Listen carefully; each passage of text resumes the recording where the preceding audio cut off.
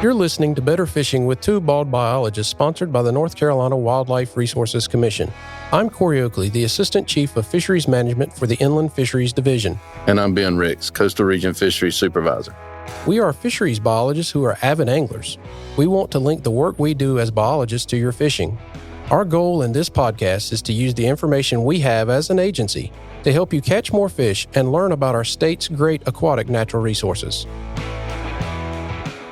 Well, welcome back, folks. We're here for another podcast of Two Bald Biologists. Ben, how's it been going lately? It's been going great. It's been a little too long since we've done one of these, but it seems like it's been a little while for sure. So we might be out of practice, so to speak.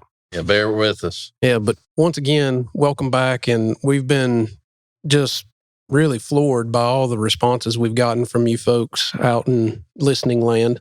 We get tons and tons of emails every time we get a podcast go out, and Ben is much better at responding than I am.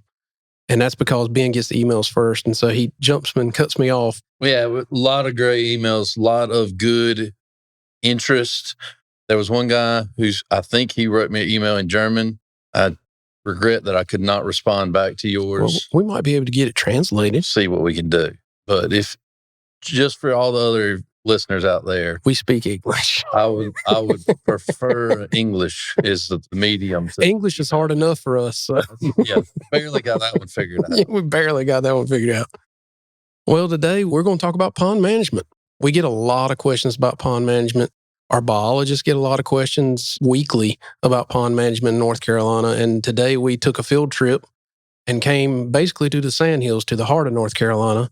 We're joined by a very special guest, Commissioner John Stone. Hello, Commissioner Stone. Hello. John, tell us a little bit about yourself. So I've been on the commission for 7 or 8 years now. Find it very interesting. Find all the reports I get from the fisheries biologists at the commission meetings to be very interesting. You know, everybody geeks out about something, and this is what I geek out about. It's fisheries management and fishing in general. I like to hunt too. That's about it. Yeah, we can geek out about fish for sure on this podcast. We've done it multiple times. So I think every time. You're in the right place. Good.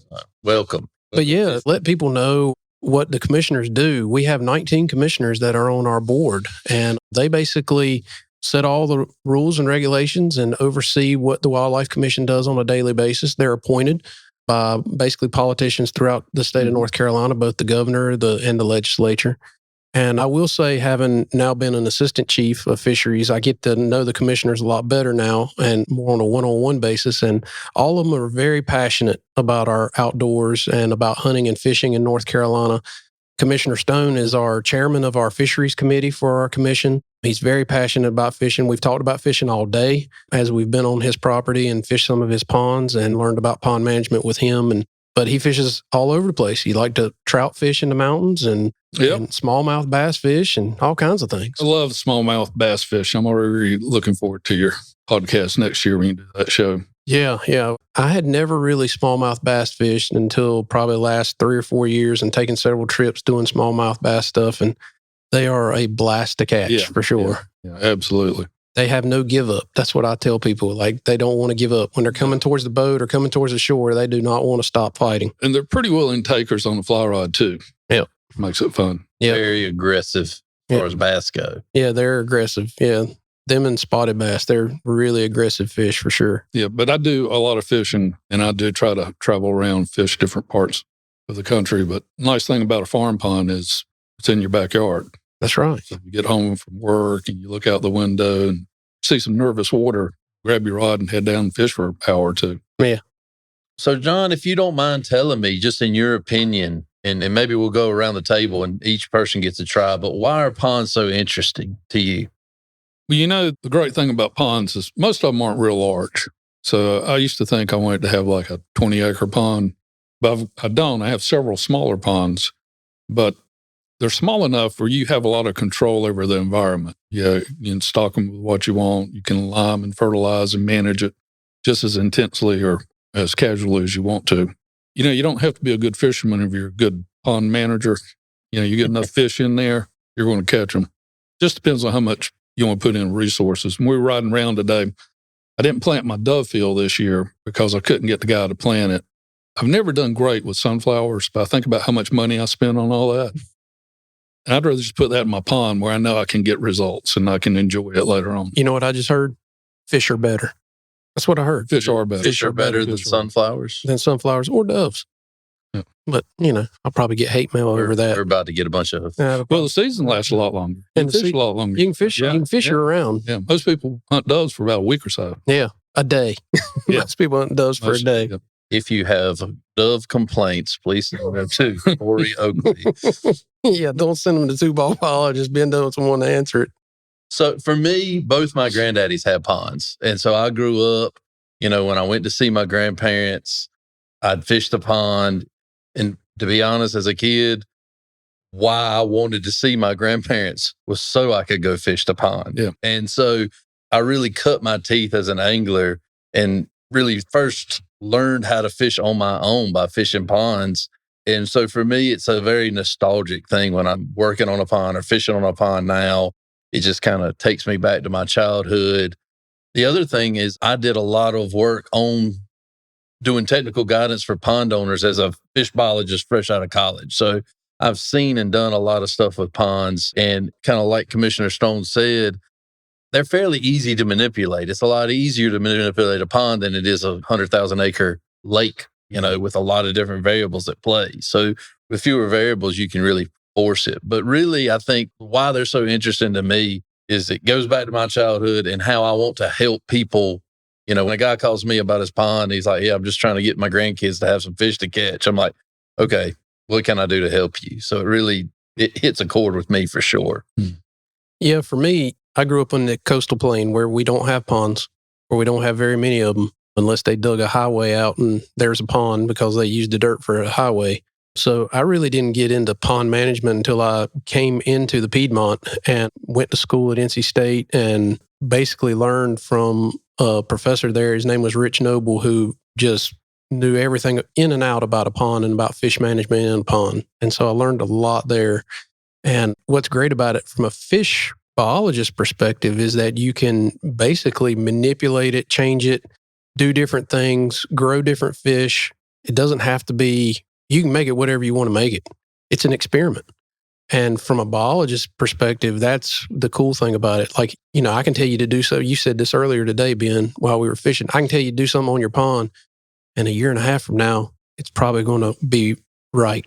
Yeah. Whereas when we manipulate something in the wild, like at a reservoir or river, it might be 10 years before we see it turn around because you just don't have that kind of control that you do in a pond setting. And so for me, that's what's so interesting about pond management. Well, and like John said, these ponds are relatively small. Yep. And so if you do make the wrong decision, You can start over. train one to start over relatively easily. Yeah, So that's right. that's one of the neat things. It's like you haven't lost but so much if you decide, well, I'm gonna start over with this pond. Mhm. So let's just say we have a blank canvas, basically saying the pond is brand new. You just dug it, you just built it, it just got water in it. What do you do, Ben? As far as stocking goes, Yeah, what do you do? Do you start with stocking or do you do something else first? So if you have a brand new pond, let's just say this pond pops into existence in your backyard. You have a pond, it's Sometimes that happens. full of water.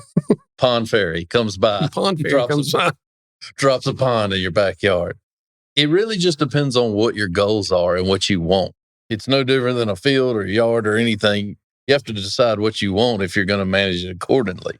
Most people want one of three things out of their pond as far as fishing goes. Some people just want a pretty pond.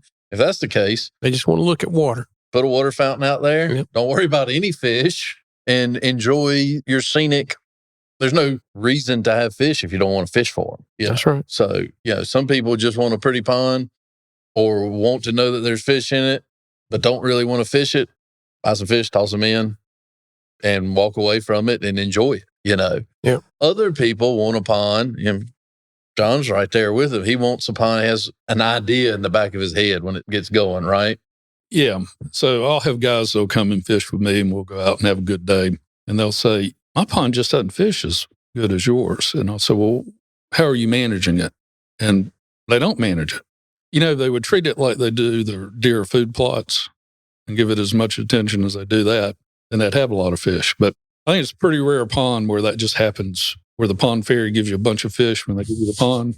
Right. Usually the fish you have Pond Ferry rarely delivers 10-pound bass and 2-pound brim. I have not met that Pond Ferry. Right. Now, interestingly enough, the Pond Ferry did give me that blank canvas that you're talking about. Hurricane Ian came through, dumped a bunch of water. My aerators went out when the power went out.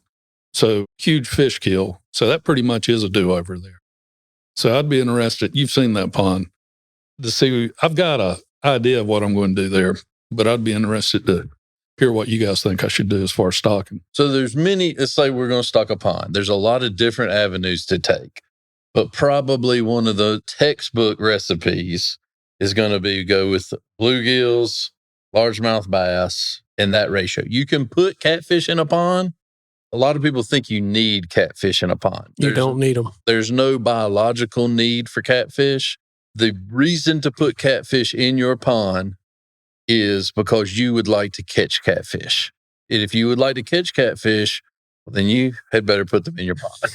That's how that works. Once again, the Magic Fairy doesn't bring those either. Right. But you can maintain a very healthy pond with just bass and brim. And normally the brim are going to be about a 70-30 or 80-20 split between bluegills and shellcrackers. There's other recipes. There's other ways to go. There's other options. And technology is getting crazy now. You can go with all female bass. You can go different routes. You can stock all sorts of different forage. But really, the textbook kind of tried and true is going to be a bass brim pond. And if you manage it accordingly, it should provide you quality fishing for the foreseeable future. So, Ben, so you said it's 70-30, 80-20, which I've told people that for years. But how many fish per acre? Like if you're doing fingerlings, because those are going to be your cheaper fish, you can afford those compared to buying something much bigger. So if you're looking at sunfish, you're looking at bluegills and red ears. What is it per acre that you would put in the pond? So, and we'll get into fertilized versus non-fertilized pond later, but really it's about 500 brim per acre. Again, the split should be mostly bluegills or even all bluegills. And then you can also put some red ears in the mix. The reason why you want all bluegills or mostly bluegills is because bluegills spawn more times a year than the other sunfish can. So bluegills will spawn just about monthly during the growing season. Which is, as a kid growing up, fishing for sunfish. If people will think back to those days, I think back to those days as a kid. Red ears basically spawned one time a year, usually in April or May. And once they were done, and they were off the beds and they were gone. But bluegills are there basically throughout the warm water season on beds spawning. Yeah. So red ears is the red top clover. Once the red top clover is gone. That's exactly right. That's good. We always said it was when the dogwoods bloomed. And that's about the same time. And then the bass, again, the brim are going to be about 500 per acre, and the bass are going to be about 50 per acre. Now, that's with standard everyday bass. Yeah. If you're going to go all female or if you're going to stock, there's also, I've got a buddy in Alabama that's doing some work stocking just productive acreage, so a lot lesser stocking rate of bass. A lot of different options you can go, but if you're talking about just the tried and true standard, that's your cookbook recipe. Now, if you want to do something else, my recommendation is you get on the phone and you call your fish biologist and you say, here's what I'm thinking about. We give out the best and the cheapest information. It's free. Yes, it's free. And we don't get paid any more or less based on what our recommendations are. So we're not trying to sell you fish or anything like that. So call us. We'll make some recommendations. We'll make recommendations on who in North Carolina to get fish from. And we'll give you the cookbook recipe of tell them you want 500 bass or 500 brim and 50 bass for your 1 acre pond or something like that. We're happy to do that. So, and it's a lot easier for us as biologists to take you from the start and keep you on the right note than it is for you to call us halfway through and say, well, I've got this pond and it's got X, Y, and Z issues. It's a lot harder for us to fix those. Yeah. It's a lot easier for us to say, here's the path, follow the path, you know. And that's what we're here for. It's a big part of what we do is we try to help folks have good ponds, have good opportunity, and we're happy to do it. So, John, you mentioned that pond that had the fish kill, and we'll come back to the fish kill problem in a minute, but say it's the blank canvas, and we've both seen that pond. What, in your mind, what is it that you are trying to do where do you want to go next with that pond? Say there's nothing in it. Where do you want to go next? Yeah. So I'm going to try to get it back to what it was pretty much. So tell people what it was before. So my vision for that pond was for it to be a big bluegill pond. And it turned into a big bass pond, which is not a bad runner-up. Oh, it's horrible. Yeah. I would have drained it. Big bass. I mean, I'd have fished it first, but then we could have drained it and tried to make big bluegills out of it. So, once it became a big bass pond, it's like, well, this is cool. So I sort of managed it with that in mind. The mistake I made was well, let me tell you what I did originally. I stocked it with fathead minnows and put a ton of fathead minnows in there and waited almost a year before I put the bluegill in. And a guy told me to put the fathead minnows in, and when there are so many minnows in there that you can walk across the pond and not get wet, then you can stock your bluegill and your bass. So I put the bluegill in, they had a spawn, and then I added the bass. And the bass were amazing in that they wiped out tens of thousands of fathead minnows in just a matter of a few months. You would see them going around like a wolf pack and schooling them up against the bank and feeding on them. That's what they do. So once the fathead minnows were gone, they were gone. They're not the mosquito fish that you see everywhere, but it got a great jump start on the bass. And we put some shell crackers in there also, but I made the mistake putting the channel cats in because I feel like they were an apex predator with the bass and they were competing with the bass. Oh yeah, for sure. So this time around, I'm going to leave the catfish out and I'm going to try to do just what you said, the quintessential North Carolina Piedmont bass bluegill pond. And I like fingerlings. I know we've made recommendations in the past about stocking adult fish and that kind of thing, but it seems to me that stocking with one is cheaper. Very much significantly cheaper. But it seems to give you a better ratio when you're talking about larger numbers and let it soak. But one thing I want to talk about when you talk about stocking that I think is really important is the timing of your stocking. And John kind of hinted at and that he put some in first and then waited, because your strategy shouldn't be that my bass are going to feed on the fish that I stock. Your strategy is the bass should feed on the offspring of the fish that I stock. You got to give them time. So some people are waiting. I would say recommended at least 6 months. Mm-hmm. Some people are waiting a year or two. They're stocking brim and letting them soak for at least a year. And again, it depends on when you're stocking. If you're stocking right now, you probably are not going to stock your bass until about right now. But if you stock, let's say in April, stock your sunfish in April, by about right now, you could stock bass and there would be plenty of food in there because those brim are it's amazing how small those first brim beds you see are. I mean, they're the size of like coffee saucers. Oh, yeah. And then as the brim get bigger, the beds get bigger. Kind of like how I grew up. Yes. It's amazing. Yeah. We've both gotten large. I don't know how that happened. Yeah. So when the die-off happened, did you see catfish die too? Did catfish come to the surface? So, it was a big catfish that was my first indication that I had a problem. So I was riding around the pond ATV and I saw big channel catfish. I had to stop to talk to him, check him out. He was very lethargic. And I said, that fish is stressed.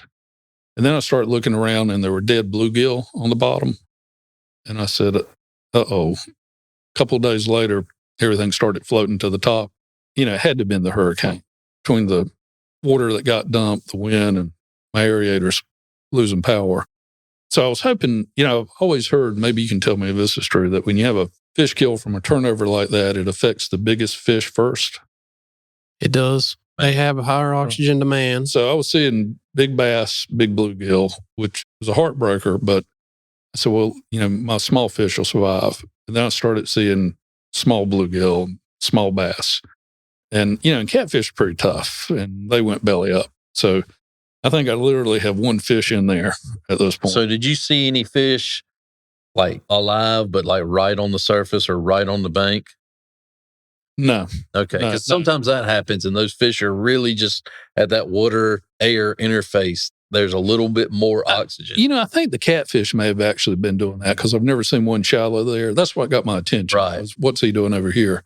But I was out of town when all that happened, so I think they were dead by the time I got there. And just so you know, if you own a pond and you're managing your pond, eventually we talked about the fish fairy. Well, eventually the fish kill fairy comes to you as Yes. well. And it happens. Some ponds, it's on more chronic issues than others, and it depends on how it happens.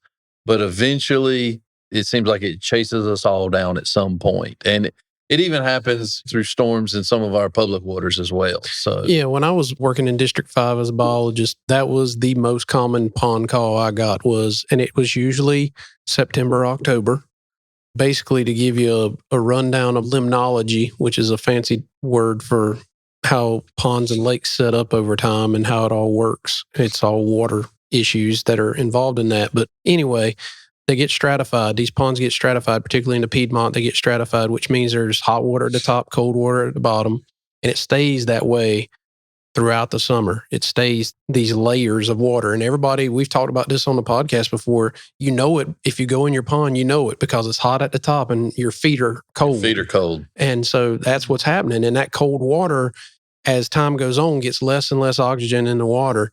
And then what really happens and causes these fish kills is you get a hard rain, like a hurricane, and that rain rushes into your pond and it's cold too. And it makes this stirring or mixing happen and makes that cold anoxic water, basically, which anoxic means no oxygen, water rise. And when it does, it suffocates the fish.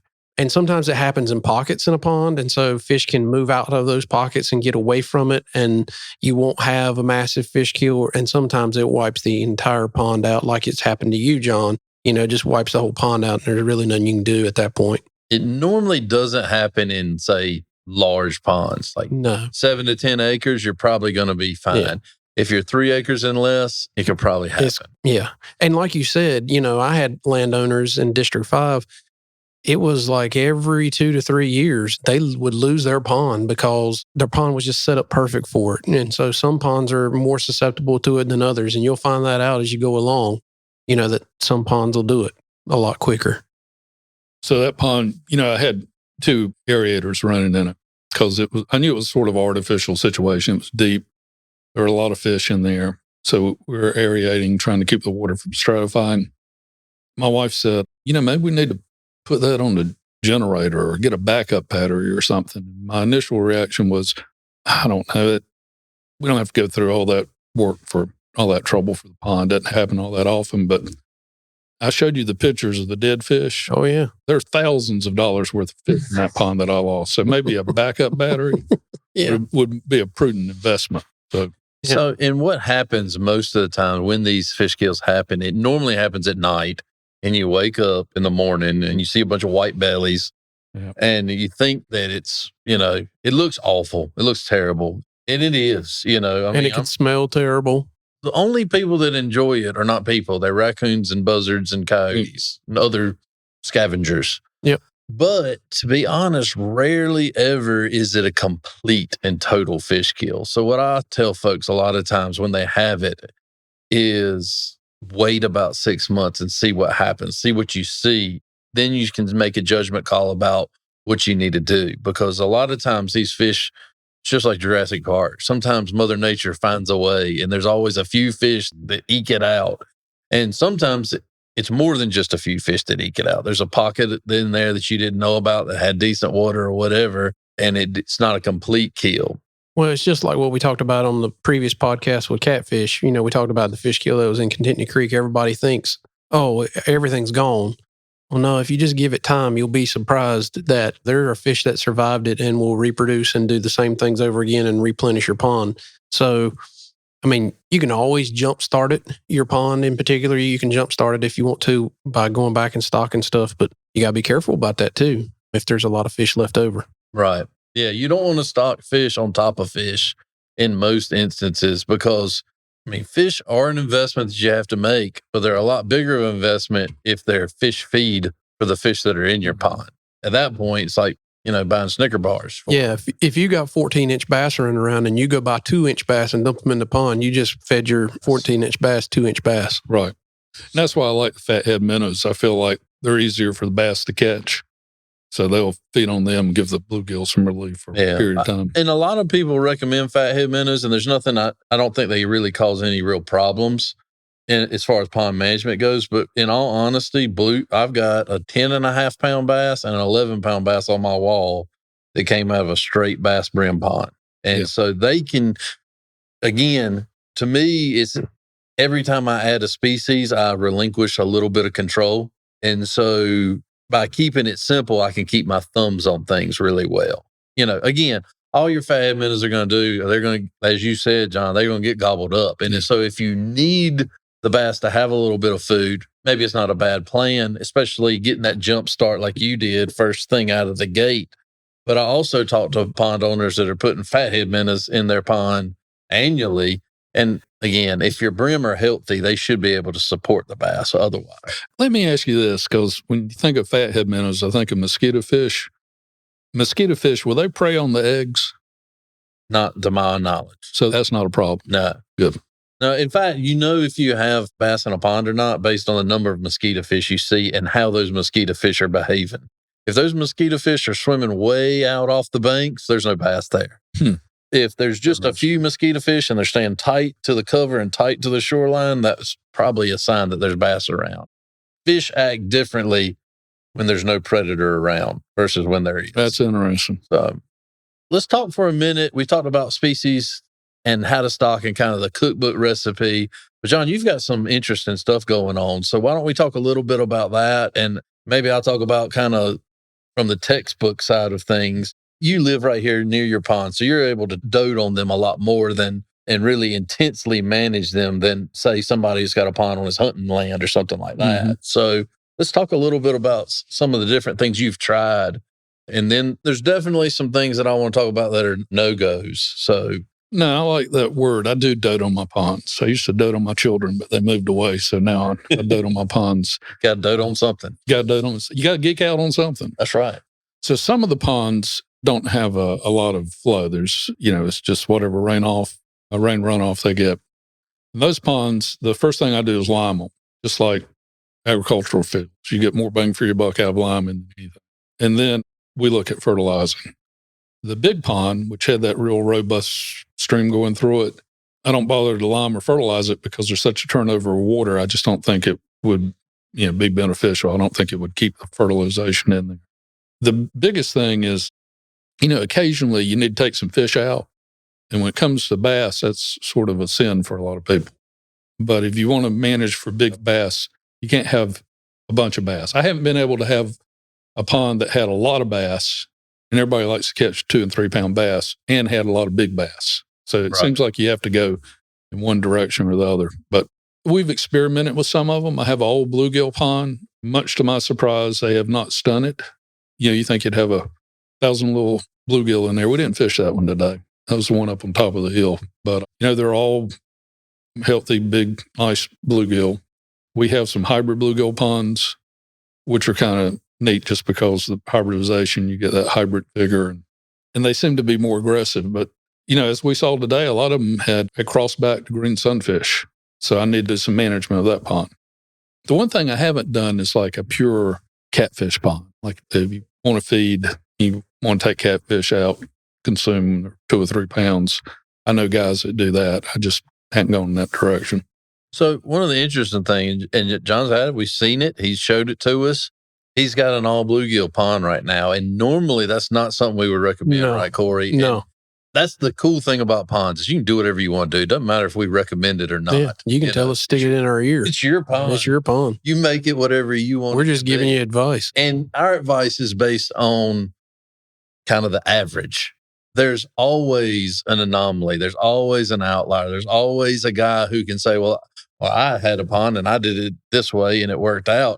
And I don't argue with those folks because there's always an exception to every rule for sure. But normally you would need a predator to keep those brim. John mentioned that we're surprised that they're not stunted out. Or you'd have to harvest it a lot yourself. Mm-hmm. Intense harvest, a lot of harvest. And I'm going to talk about harvest in a little bit. Also, I wanted to talk a little bit about the hybrid brim because they're neat, but they're not the right tool in every situation. No. John talked a little bit about how they can grow and they can get relatively large for a brim, 2 pounds, 4 pounds, somewhere in that neighborhood on the top end. So ridiculously big. My granddaddy had them in his pond, and we would catch them on 7-inch lizards, if that tells you anything. That's awesome. You know, you have a good bluegill when you can lip them like a bass. Right. That's right. But what they are typically is a cross between a green sunfish and a bluegill. There are some red ear hybrids out there that are available nowadays too. But typically, they're not the best choice for a pond unless it's a relatively small pond that you can drain. Because once they do start to back cross, they regress back to a green sunfish more times than not. Again, I talked earlier about what's going to produce quality fishing over the long, long haul. The hybrid sunfish pond will be fun for a while, but eventually you're going to have to tend to it in a different way. So again, it's not a problem. It's just you have to know what you're getting yourself into when you're going down that road. Another thing I wanted to talk about is crappie. Corey, what do you think about crappie?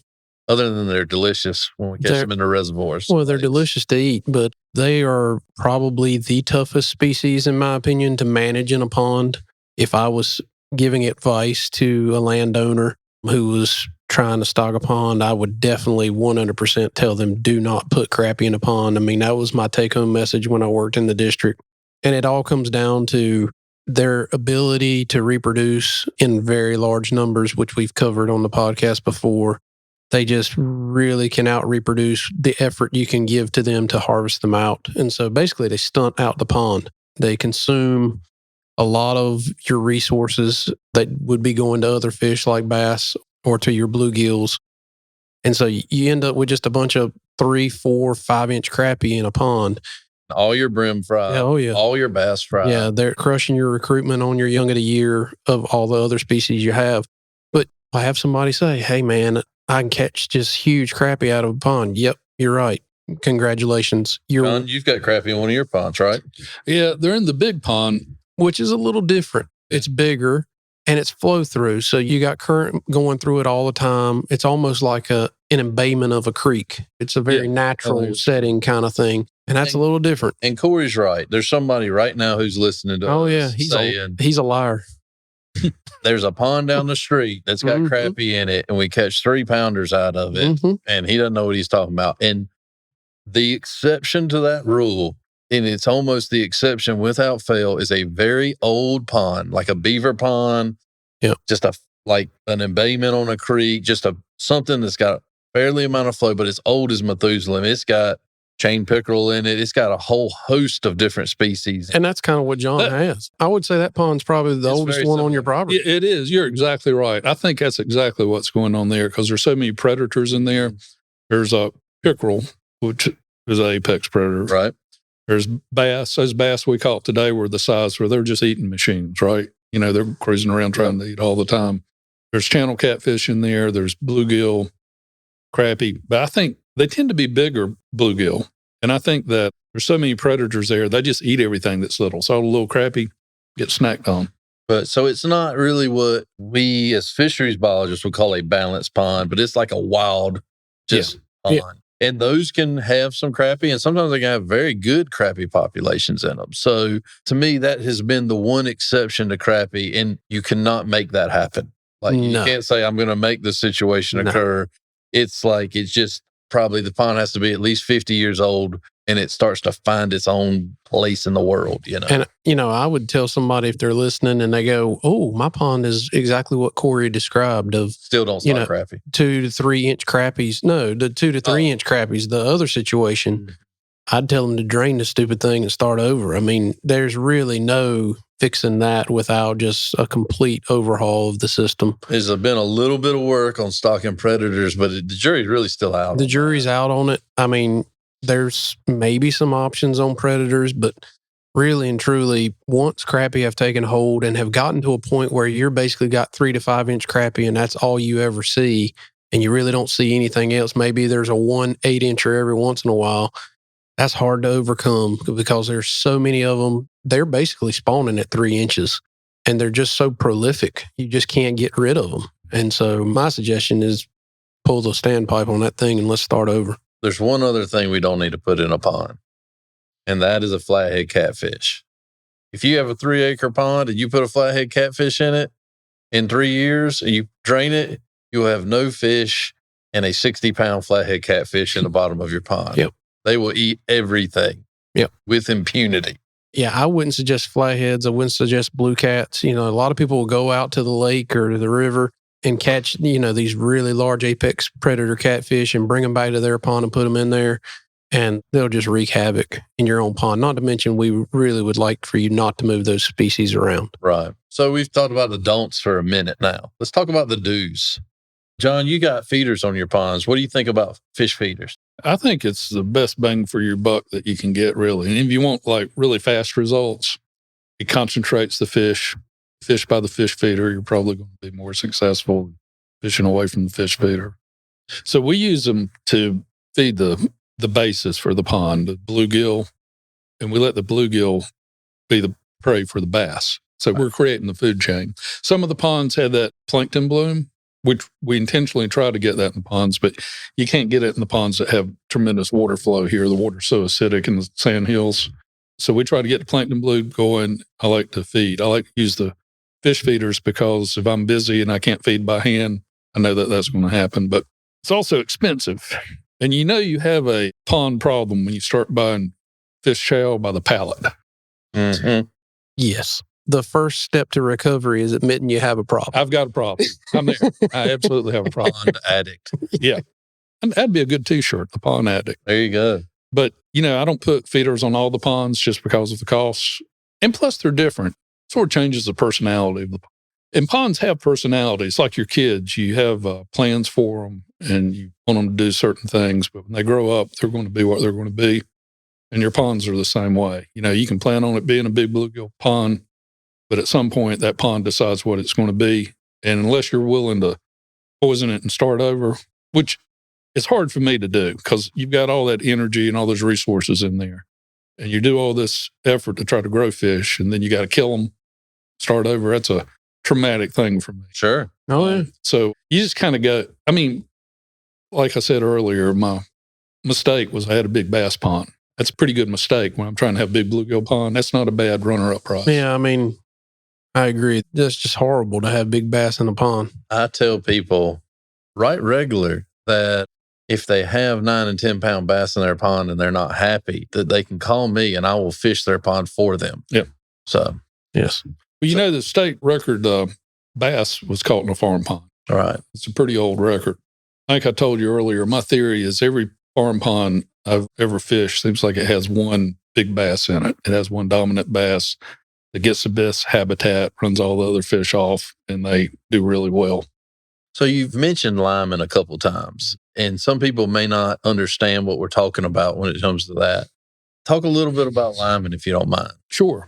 Well, one thing I've learned is you don't need to worry about spreading it around the pond. Somebody told me that if you just have a truck come up, just dump it in, and it'll buffer the water. And that does seem to be true. Just like agricultural fields, you don't have to lime that often. I take pH tests. Now, you have to take a pH of the pond bottom, the soil in the bottom of the pond, or at least the surrounding land. Yeah, so I test the water. I don't test the bottom. You mean you take a test of the bottom before you lime it or after Yep. you lime it? Before, when you dig your pond, what Yep. I recommend folks do is they actually get soil from the bottom of the pond, or what would be Yeah, the bottom of the gotcha. pond, and then send it off for a test, just like you would if you were doing an ag field. Or Oh, yeah. anything like that. No, I've done that. When I Yeah. planted my orchard, we did that. Right. And we were testing for other things too. But with all these pine needles here, everything's acidic. You can assume here that you Yeah. just You can- about you can need lime it. 4 to 6 tons per acre, no matter what. Yeah. And it lasts a long time. I Yeah. mean, probably lime every 5, 6, 7, 8 years. That's about right. I mean, it's not something you have to do every year, but I don't know how beneficial fertilization would be if you don't have the right pH, really. It would take a lot more fertilizer to get probably less than the same results. I think you're right. I think it's the cheapest thing I do as far as getting a lot of bang for the buck, health of the pond. And so when we talk about fertilizing the pond, that's something that a lot of our listeners probably haven't ever heard about. When I was working in Alabama, it was a lot more common that people were fertilizing their ponds. And really, in general, it's no different than fertilizing your rose garden or your cornfield. All you're really trying to do is increase the productivity of the water. And just so you know, a fertilized pond, if you had a 1 acre fertilized pond, it would have about twice the amount of fish in it than an unfertilized pond, give or take, roughly. So really the reason why we fertilize is to really we're trying to push Mother Nature to try to get the best growth rates we can. We're trying to increase primary production, which is the phytoplankton, the algae in the water, that kind of green color that comes to the water. The zooplankton, which are little bitty animals that live in the water, eat the phytoplankton. The little fish eat the zooplankton. The big fish eat the little fish. So if we increase the food at the bottom, we increase the size at the top. It felt like I was on Sesame Street there for just a second. Right. The phytoplankton eat the zooplankton. Anyway, Right. well, sorry. Why did she swallow the spider? Yeah, something like that. That's really why you do it. Now, you don't have to do any of the things we're talking about. I tell folks all the time, it's no different. Like, we managed the deer herd on my family land, but when I was a kid, we didn't. We shot whatever we wanted to when I was a kid, and we had fun. Now the results are a little bit better, but the amount of fun we're having is about the same. Yeah. So it's just a choice that you have to do, and it depends on your goals for the pond. Like, you can throw some fish in, walk away, and fish it when you want to. That's totally fine too. So the one thing I think about when I think of fertilizing is you have to be careful. In the northern Piedmont, where I was working, a lot of ponds really didn't need a whole lot of fertilizing. They had quite a bit of productivity in the ponds. Now, down here in the sandhills, if you don't fertilize, your water is going to be basically gin clear and the fish aren't going to grow very well. And John knows this. He's seen it on his ponds. I walked to a pond one day, and this was actually in the Sandhills. It was over in Lee County, which is in the northern part of the Sandhills. And the guy said, I don't understand why my fish are all coming up to the surface, sucking air, kind of thing. The thing that we were talking about before, fish Right. get right up at the surface and get the oxygen out of the air. And I walked down there, and his pond was the brightest green you have ever seen. I mean, it looked John Deere paint. like John Deere paint. I was like, did you fertilize this? He's like, oh, yeah, I fertilized it. And then he commits to telling me how much liquid phosphorus he had put in the pond. And it was like a half-acre pond. I was like, whoa, that's way too much phosphorus. And so what it caused was an oxygen problem. The bloom got so big that it was eating his oxygen up at night. When the sun went down, his fish were dying because of it. So you have to be careful with fertilizing. It's got to be a balance. There's several different types of fertilizer. And instead of kind of running through all that here, what I would recommend you do is you call one of us or you call your biologist and you say, listen, I'm interested in fertilizing my pond. I'd like for you to help me decide what my fertilizing regime needs to be. Then you can do it, because there's a lot to fertilizing a pond.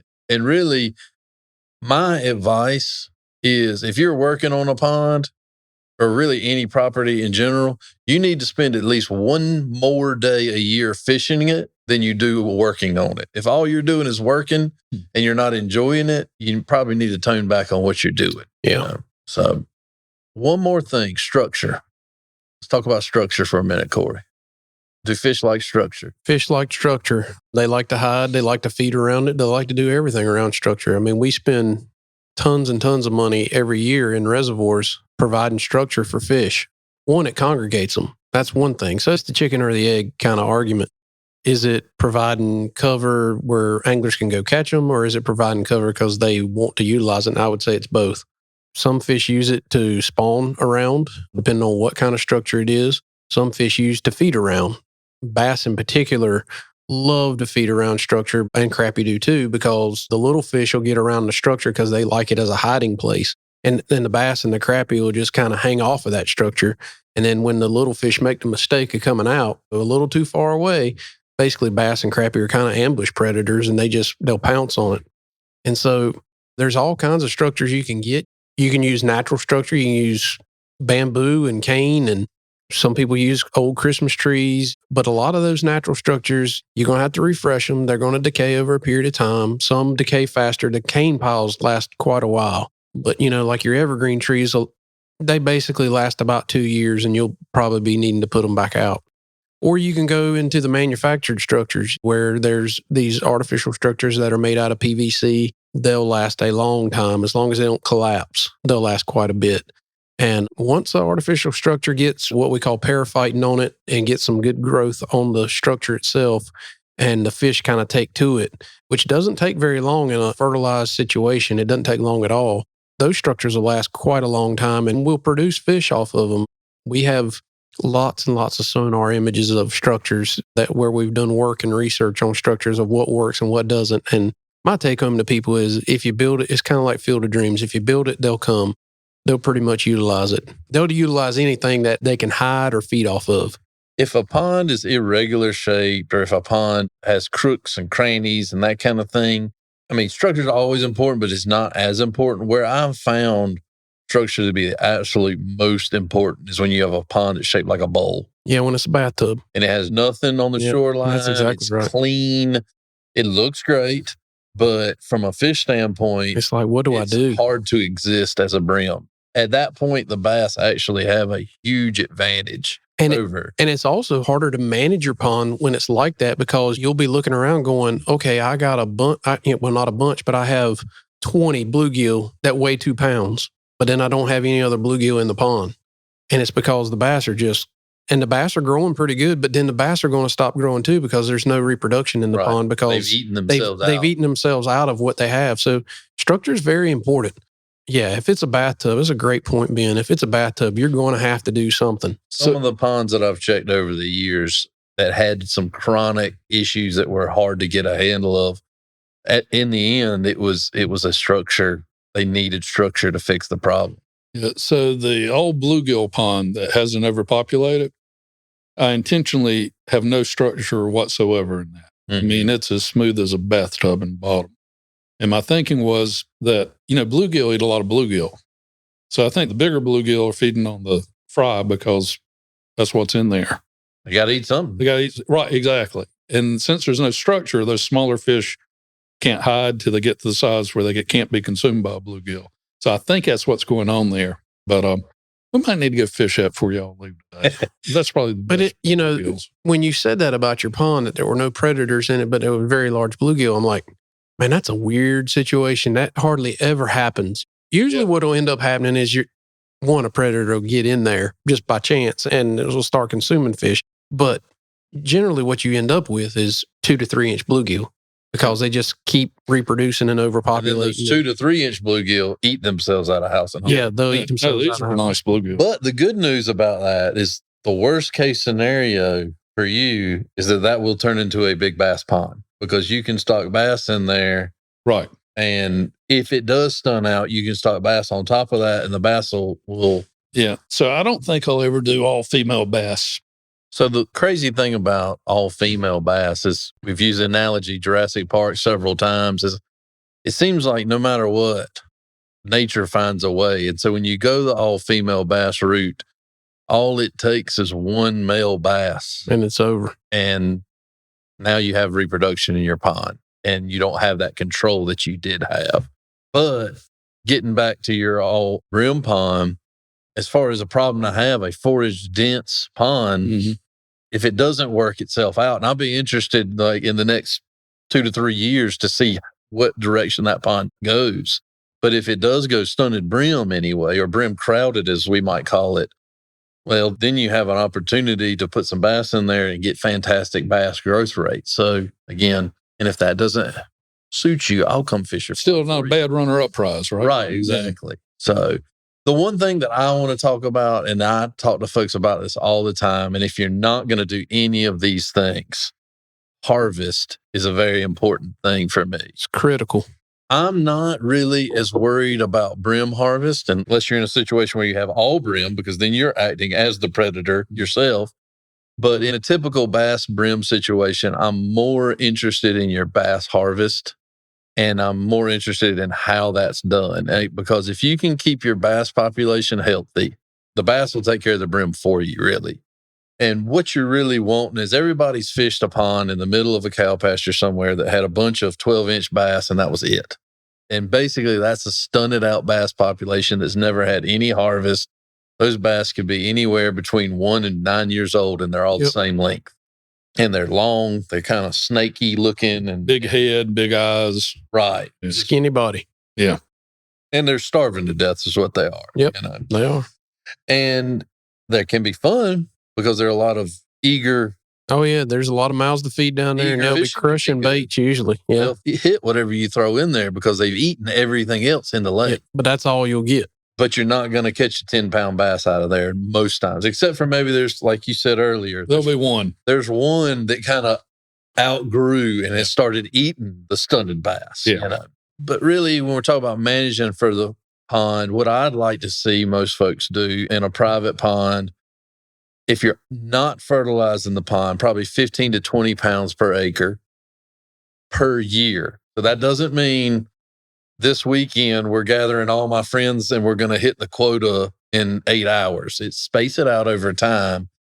You can cause a disjunct if you do pull out a significant poundage all at once between your brim. And it's also important to leave the big bass in your pond and pull out the smaller fish, the fish that are kind of think about them as weeds. They don't have the traits you want anyway. So pull some of them out and leave the larger. So, a lot of times pulling out those smaller bass, if it's private waters and it's legal to harvest those smaller bass, a lot of times filling up a 5-gallon bucket full of pickle bass doesn't get you your poundage, but it's doing a lot as far as reducing a year class and putting fish in the pond to grow. If you're fertilizing the pond, about twice that, so about 30 pounds per acre. If you look it up on the brim front, the brim is going to say on an unfertilized pond, no more than 75 pounds per acre. On a fertilized pond, it's about 130, 140 pounds per acre. Really, that's a lot of brim. That's a lot of brim. That's a lot of brim. And so what I do is I recommend that to be the bass harvest is more of a goal. Yeah. The brim harvest is more of a do not exceed Yeah. kind of guy. I would agree with Is that. how I For sure. thought about that, because you don't need to feel compelled that, well, if I don't harvest 75 pounds of brim per acre, we're not doing a good job. But if you are harvesting that many brim, just make sure you don't exceed that. And what I tell folks to do is go to Walmart, buy a cheap scale, cheap notebook, a cheap pencil, and Keep records of it. put it in a mailbox. Because what happens, and John, I know you're not like this, but Corey is. I'm going to wait to hear what you say first. He goes fishing and he says he catches 5 bass, but he actually caught 4. And he says that they weighed 3 pounds apiece, and they actually weighed 1.5 pounds apiece. And if he's not actually weighing his fish, he could think that we're done with harvest when he's not even halfway there yet. So the scales keep you honest. So you're calling me a liar. I like that. Well, you're a fisherman. Well, You're a fisherman, you're a liar. Well, it's easy to look, and here's where the problem is, especially in a stunted bass population. It's easy to look at a 12, 13, 14-inch bass and say, oh, it's about 1 pound. Yep. Again, we talked about a minute ago, how about that they were long and skinny. If you actually weigh that fish, he's 0.5 pound. Yep. Maybe not even that much. So sometimes even your own estimation isn't really the best way to go. And that's why cheap hanging scale in a bucket, just weigh them. And it's easy, keeps everybody on time.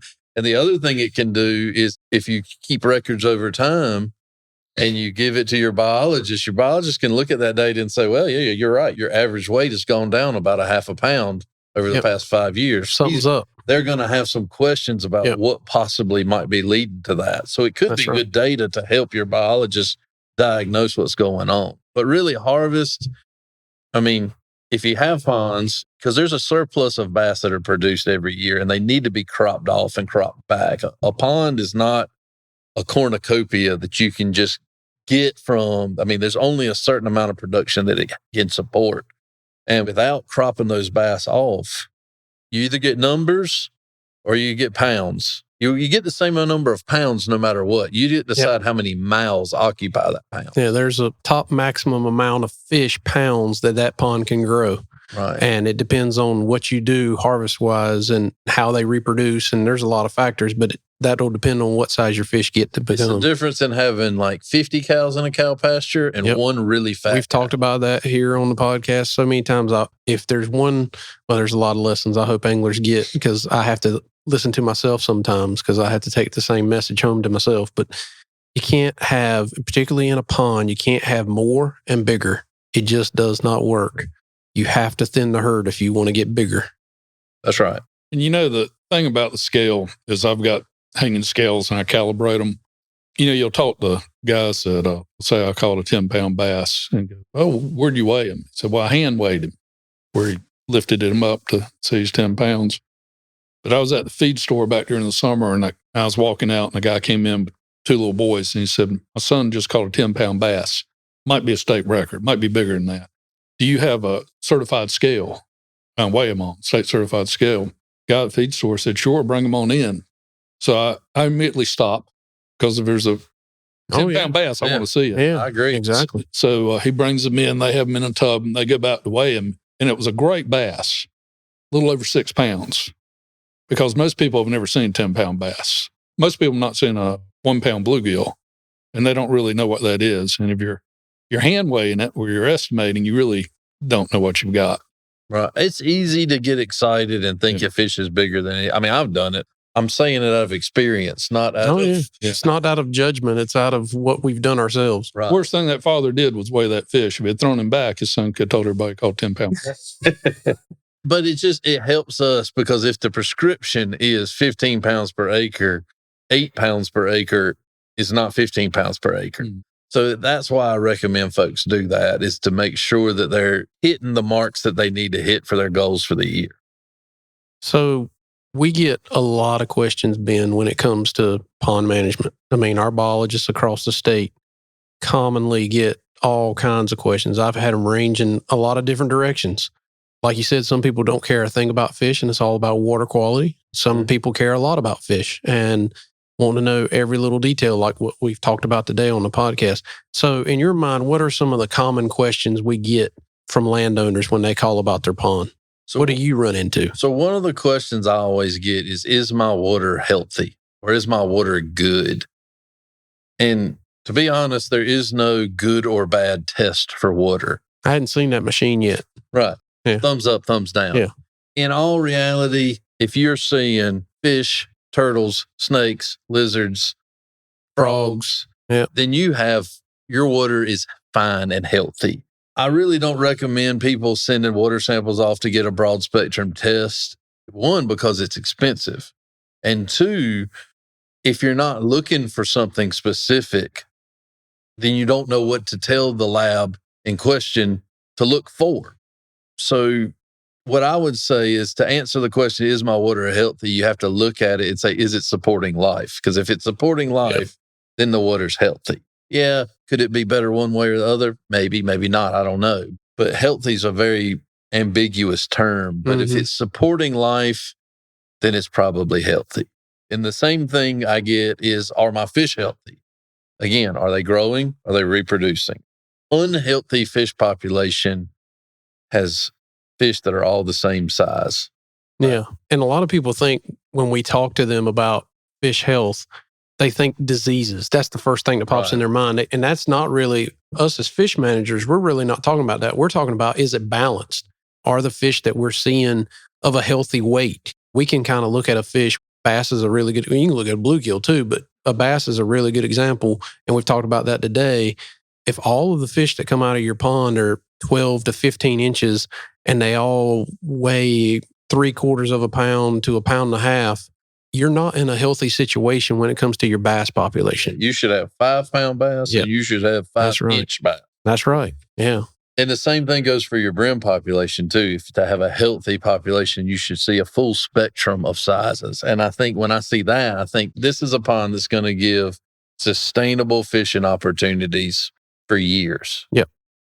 So, So a lot of questions, and we've kind of answered this today, but one of the questions I always would get is, I never have big fish in my pond. I don't know where my big fish are. Or they'll say, which is a little bit different question, they'll say, where did my big fish go?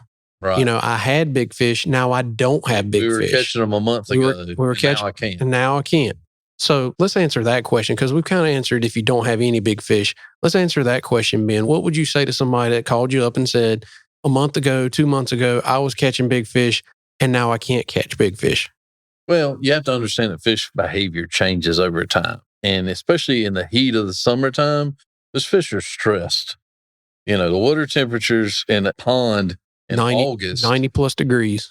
From top to bottom. Yes, sometimes. absolutely. And so these fish are stressed out. They don't eat as much when they're stressed out.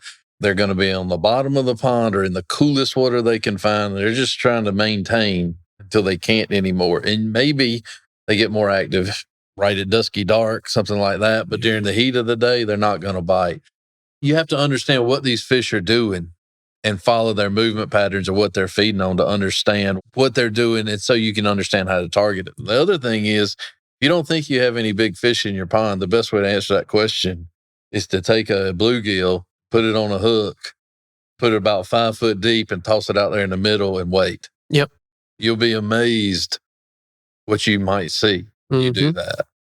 And I would also tell people, not when they call and they say, we caught them a month ago and they're gone, but there will be people that call and say, 2 years ago, my pond was, I was catching big bass. And what they mean by big bass is 5 pounds plus. Now I don't see that anymore. I'm not catching those fish.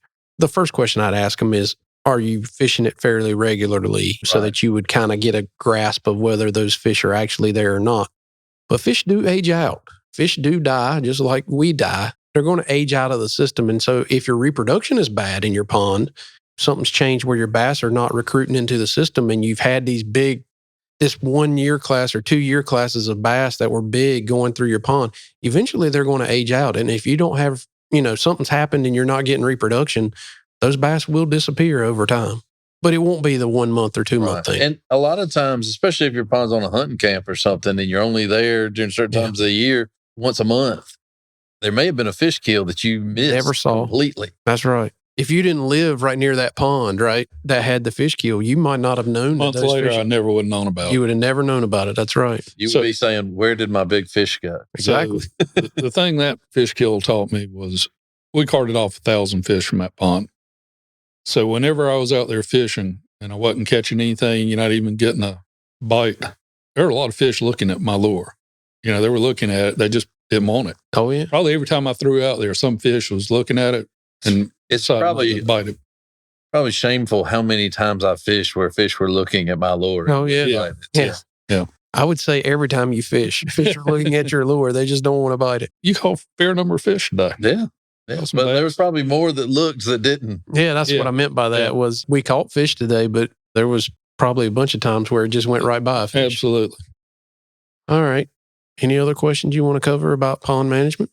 We could probably have 5-part series on pond management. We just barely scratched Yeah, we have scratched the surface today. We didn't talk about, and I guess we could briefly talk about, does my pond need an aerator? Yeah, let's talk about that because a lot of people ask that question as well. That's kind of a common question. Well, we kind of hinted around at it earlier in the fact that, one, if you have a chronic problem with fish kills, then you may want an aerator. The other side of that is a smaller pond, a half acre or less. Yeah. Sometimes it's a good idea to have an aerator. If you have a really big pond, 7 to 10 acres, you're probably wasting your time. It won't have a benefit except in a very specific area of the very pond. Localized. Yep, that's right. And normally there's enough wind and wave action and water moving around in a larger pond that you really don't need it anyway. So that's kind of, in a nutshell, aerator 1.5. Yeah. One of the questions I used to get all the time, because we have a lot of invasive weeds in North Carolina that get in our ponds, is what do I do about weeds and weed control? And it really depends on the weed, on the aquatic plant that's in the water. Some aquatic plants are very beneficial to your fish and it provides habitats, what it does. And a lot of fish are very, very much oriented to being around that kind of structure, weeds and such. Like today, we were out fishing a few of your ponds, and some of your ponds have weeds, some of them don't. I saw Brasinia, which is water shield, which is a little small floating leaf. And then I saw some white water lily, which is another great floating leaf. Which are kind of nice. Oh, yeah, they're nice. They're nice to look at. And honestly, they're great habitat. And I've caught a ton of fish. I've caught a ton of bass off of water lilies, so they're great.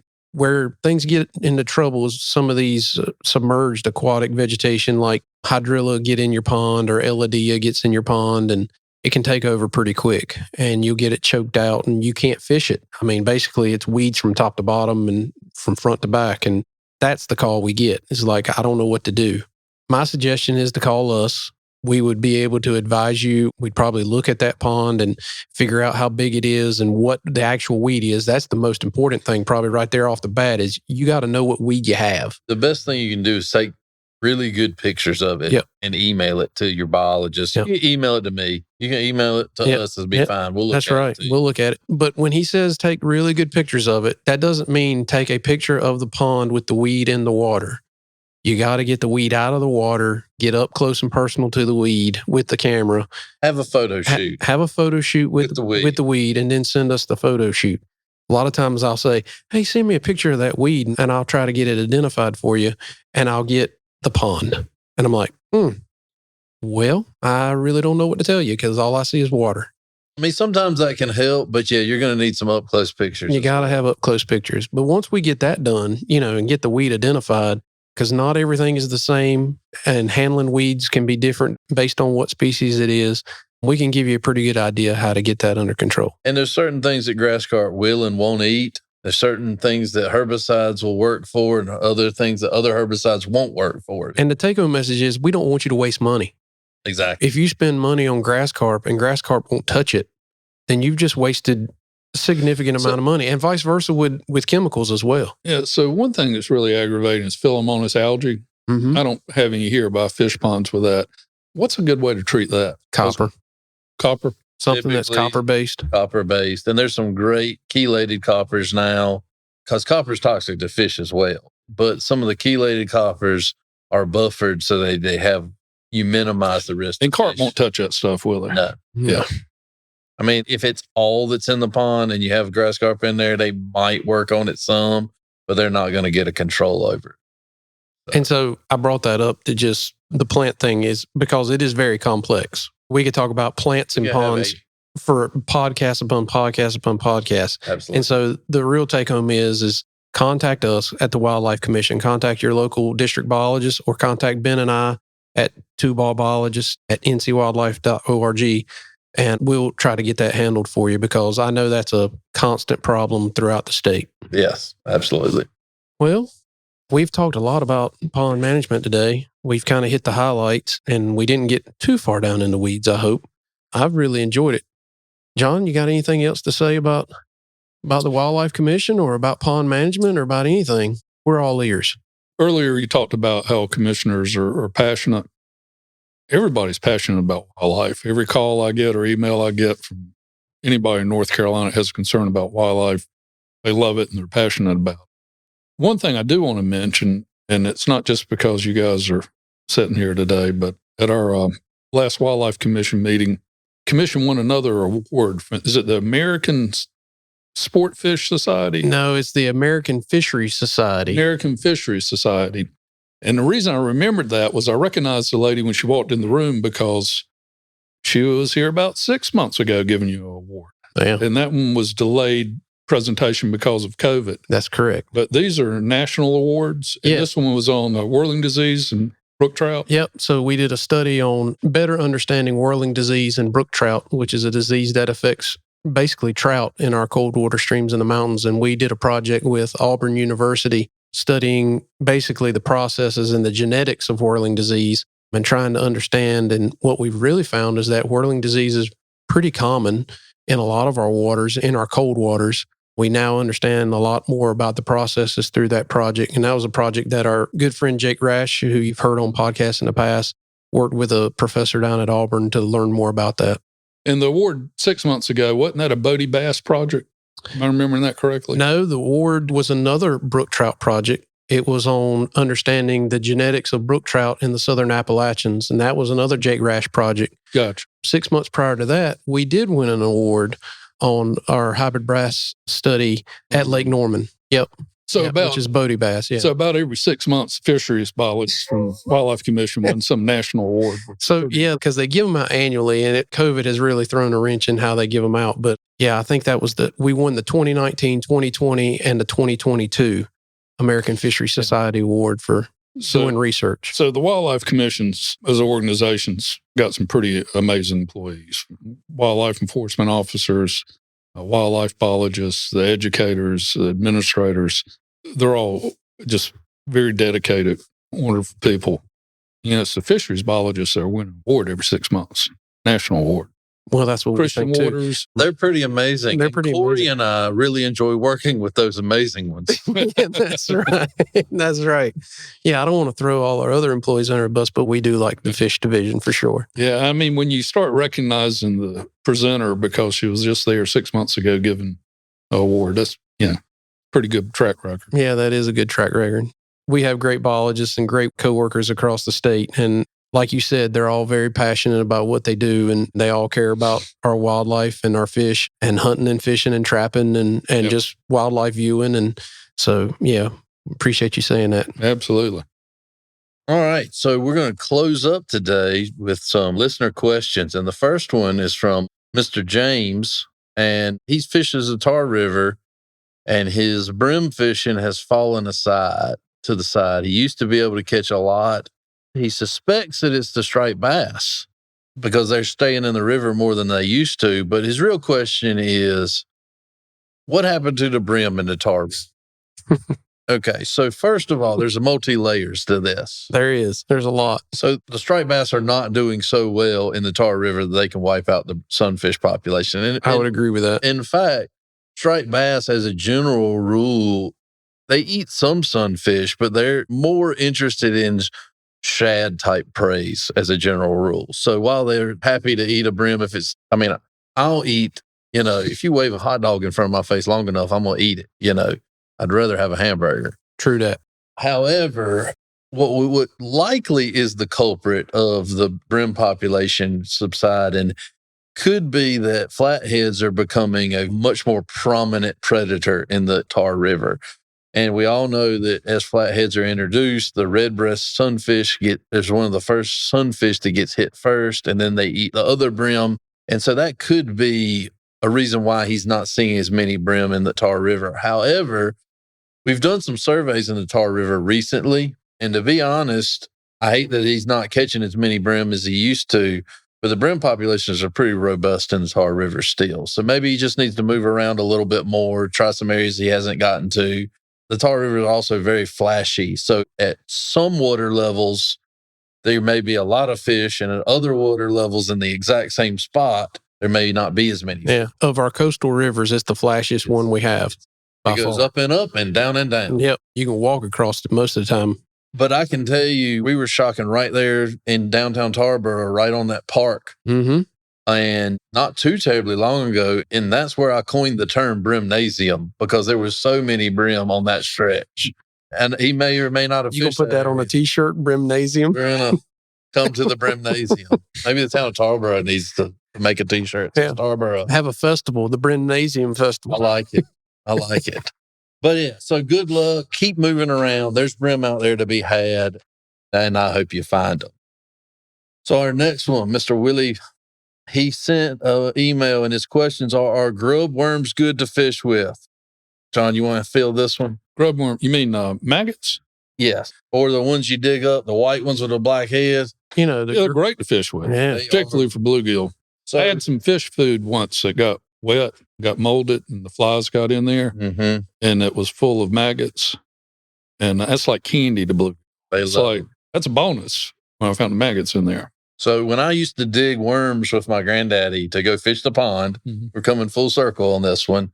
Finding that old grub worm was like the diamond. It was the diamond in the rough. I can So- remember as a kid digging worms in the edge of my parents' yard to go fishing the next day, and you'd get around the old rotten stump or something like that, and it'd be full of grubs. Man, that was like, oh yeah, that's gonna be perfect. So I grew up on my grandfather's farm, and for him, it was catawba worm. Oh yeah, And I can't find a catawba tree. If you can hook me up with a catawba tree, I'd appreciate it. You can catch a lot of fish on one catawba worm. They're good for yeah. They kind of got a thick skin. Yeah, My dad would actually cut the end of it off and take a matchstick I've seen and push the worm inside out and then hook it in Mhm. I've seen a that. catawba worm and do it that way. And yeah, they were really good at catching fish for sure. So yes, Mr. Willie, if you have a grub worm hole and Use you it. want to go fishing, you should use it for sure. Yeah. I like that question. I do too. Red ears will love them. That's a fisherman there. That's right. Okay. We get this question a lot, and we've probably already answered it once before, but I figure we go again. Does water temperature affect crappie movement? Yes. Water temperature affects every fish's movement. That's true. I'm sorry. That was the basic stone-faced response. I apologize for that. It really depends on the species, but talking about crappie, they're really active. They move a lot more when the water cools as you get into fall, as we're in the fall now. As you approach winter, they'll slow their movement down a little bit, but they'll get bunched up in big groups during that period of time, and you can catch them pretty regularly during that time of year. And then when spring happens, they go to the banks eventually after they get through their pre-spawn. The summertime is different. It depends really on where you are. The rivers are different than the reservoirs. The reservoirs, they get really tight to structure. They really slow down their movements. And I would say in the rivers are probably a little bit different than that. I don't know. What do you think, Ben? I think you're right. I think the times of the least movement is in the summer and then the coldest part of winter. Yeah, coldest part of winter. The advantage of that is if you know where they go, They are grouped up they're tight. going to be tight. Yes. It's during those transitional times in the spring when they're coming from wherever they were in the winter to where they want to go to spawn. And then in the summer, when they're coming off the spawn to wherever they're going to go in the heat of the summer, understanding those movements and then getting in between those movements is where you really can be very successful. But you can also be very successful in the heat of summer when they're tight to structure. The problem is You got nowhere to go. you literally might have to throw in about a foot spot and keep throwing in that same foot-to-foot spot over and over again because that's exactly where they're going to be, and they're not going to come off of that. That's what makes them difficult in those dead of winter and dead of summer periods of time. Is it's not that they won't feed. It's just you've got to know exactly where they are, and you got to be in the absolute almost right spot to catch them. Yeah. He also asked, is there a book you can get on crappie fishing? There are a million books on crappie Gazillions. fishing. So you just go to Google, find somebody that's got a decent reputation as an angler who wrote a book or is like worked through a company that has a decent reputation of producing good stuff, somebody reputable. And if you don't want to do a book, there are tons of YouTube videos out there on crappie and podcasts on crappie fishing.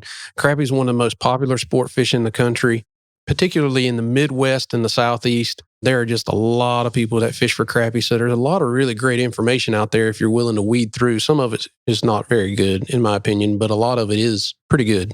Yeah, and you'll learn a lot. Especially when you're going through those types of sources. Normally, if you hear the same thing over and over again, you can pretty much hang your hat on it. Yep.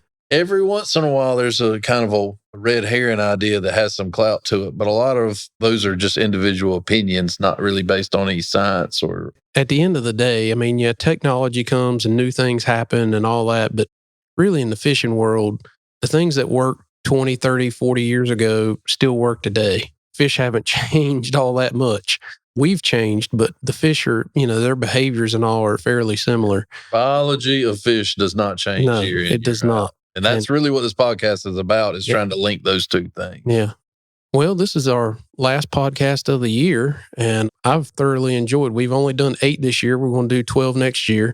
I've thoroughly enjoyed the podcast so far, and we really appreciate all of y'all listening. Send in ideas about what you want to hear. We'd be all ears. We got some things planned for next year, some good things. If you send those ideas and questions in, I think they're talking about getting some swag for us, which I don't even know what that means. That's a term that I'm not particularly familiar with, but I think it's things we can hand out. Yeah. So that'll be fun. So by all means, send that in. And maybe if we put your question on air, we'll send you something back in the mail. Yeah. And I just want to one more time thank Commissioner Stone for being here with us today, talking ponds. A lot of folks, when we're talking about our upper leadership, I mean, he's just a regular guy, just like the rest of us. All he wants to do is catch a bunch of fish. And I can totally appreciate that. He's been a great host. He's taken us around his land and shown us all his ponds. He's got several ponds, and we got to fish them and catch fish. And we literally put our hands on fish today, and my hands smell like fish right now. So it's been a great day. It's always a good day when your hands smell like fish. I've always said that. Yeah. No, it's been a blast. That is all I want. It's just catch some fish. That's right. Well, thanks so much for listening, and we'll see you in the new year. Thanks, guys. Thanks. Thank you for listening to the North Carolina Wildlife Resources Commission's podcast, Better Fishing with Two Ball Biologists. For more information, please visit ncwildlife.org or email us at twobaldbiologists@ncwildlife.org.